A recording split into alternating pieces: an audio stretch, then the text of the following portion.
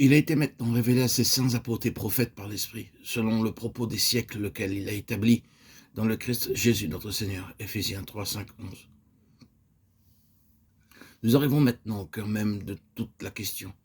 Il est nécessaire de répéter, premièrement, que l'apôtre Paul ne revendique pas l'exclusivité dans la révélation du mystère longtemps caché, tandis qu'il revendique assurément et positivement que cela lui fut révélé d'une manière spécifique et particulière, et que cette révélation a fait de lui un dispensateur particulier, et qu'il a été choisi et traité par le Seigneur d'une façon qui a spécialement trait à ce dessein.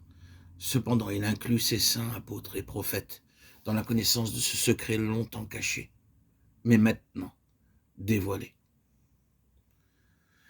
Il est évident que Paul avait une plus pleine compréhension et peut-être une intelligence unique de ce secret. Mais il n'est pas difficile de découvrir au moins des traces partielles de cette connaissance dans Pierre et Jean, comme cela était également vrai dans Étienne. Nous devons souligner que l'évangile de Paul n'était pas différent de celui prêché par les autres, et qu'assurément Paul n'avait pas deux évangiles, un concernant le salut et l'autre concernant le mystère. Combien souvent avons-nous entendu des chrétiens dire qu'ils étaient seulement intéressés par le simple évangile, l'évangile du salut, et qu'ils n'étaient pas intéressés par une vérité ou un enseignement plus profond. Paul aurait été à la fois surpris et peiné d'entendre de telles paroles, car son évangile était un. Il aurait dit que la révélation la plus pleine et la plus profonde est l'évangile.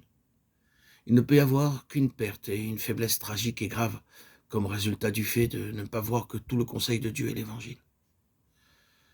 La position qui doit être tellement déplorée dans un grand nombre de chrétiens est très largement due à une erreur, l'erreur de croire que ce n'est pas sage, sinon vain, de faire part de la grandeur et de l'immensité de la révélation de Dieu en Christ à celui qui n'est pas sauvé ou aux jeunes chrétiens. Qu'ils soient mis au courant de la vaste étendue de ce à quoi ils sont appelés. Un petit Christ et un petit christianisme produiront de petits chrétiens.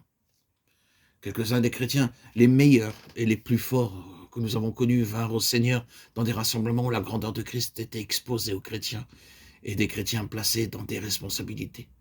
Soutenir le simple évangile peut être un piège pour ceux qui ne sont pas réellement sérieux avec Dieu et une concession pour leur plaire.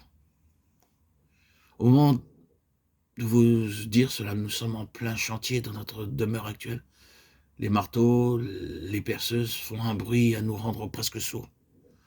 Les ouvriers déclarent « Oh, cette maison est bien bâtie, les briques ne sont pas simplement liées entre elles par du ciment ordinaire à base de sable, mais il s'agit de béton et faire un trou est une tâche très ardue. » L'édifice de Dieu ressemble à cela, tandis que les hommes bâtissent non pas pour l'éternité, mais pour le temps présent. Remarquez, ce n'est pas simplement un enseignement profond que nous soutenons, mais un dévoilement de Christ par le Saint-Esprit.